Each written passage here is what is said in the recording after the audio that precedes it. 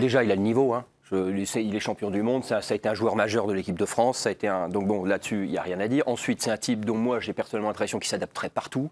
C'est un chien, c'est un joueur dur. Donc voilà. Donc deuxièmement. Et troisièmement, quand les clubs comme le Bayern, Manchester United, la Juve, le Barça, le Real vous ouvrent la porte, honnêtement, vous y allez.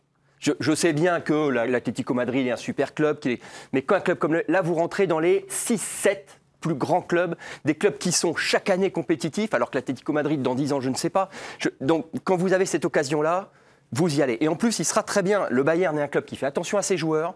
C'est un club c'est pas un club qui peut les brûler comme ça, ou en tout cas qui sait vraiment faire amener un mec à un niveau de performance. Je pense que ce serait très bien. Bertrand, il vous a convaincu? Vous étiez un peu sceptique? Non, mais moi je suis. C'était sur plutôt sur le cet hiver ou cet été. D'accord. Et sur le fait d'aller au Bayern, moi je trouve que c'est toujours une bonne solution d'aller dans ce club-là pour les raisons qu'a indiqué Greg, entièrement d'accord avec lui.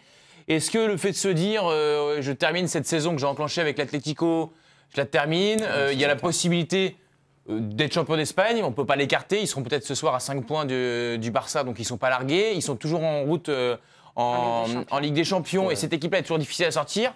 On peut aussi dire, je sors par la grande porte avec l'Atlético avant d'aller au Bayern, c'est pour ça que je disais, je ne sais pas.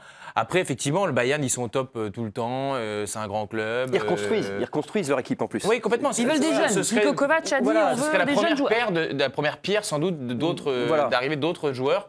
Donc qu'il y aille, oui, c'est surtout sur cet hiver ou cet été, je pense qu'il n'y a pas de mauvaise décision en vérité. D'accord. Il n'y a pas de bonne ou de mauvaise situation. Ouais, je pense que là, pour le coup, c'est des bonnes choses. Gilles, comment vous traduisez la phrase du coach Simeone quand il dit « nous ne serons pas tranquilles ». Ça ouvre clairement la porte à une sortie, là. Dire, non, c'est pas qu'il ouvre la porte, c'est qu'il est pratiquement sûr qu'il va partir. Autrement, il n'aurait pas employé ces termes. Ouais. Il a une clause à 85 millions, c'est ça?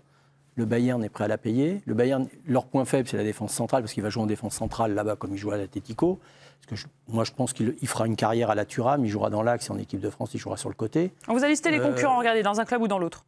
Non, mais je pense que pour le Bayern, j'ai vu qu'il doublait son salaire en net. Je pense que l'Atlético a fait un gros... Il passerait de 3 millions d'euros à 8,5. Ouais. Oui, donc c'est quand même un drôle d'écart.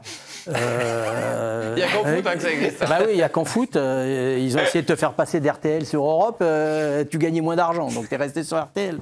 Donc, non, mais ce que je veux dire, c'est qu'à l'Atlético, ils ont cassé leur tirelire pour garder Griezmann. Je ne pense pas qu'ils aient un volant financier énorme. Donc, je pense qu'ils vont se résoudre à ça.